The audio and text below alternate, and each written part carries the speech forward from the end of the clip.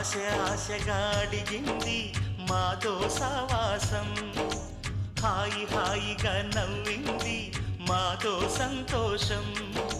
మధురమైన మమకారం మా ఇంటి పేరు అంటే, మనసు మీటు అనురాగం మా మాట తీరు అంటే, బతుకంటే ఎంత బాగుంటుందా అనుకోదా లోకం.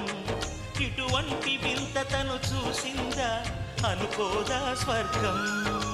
సరే పమాగరే సరే సరే సా.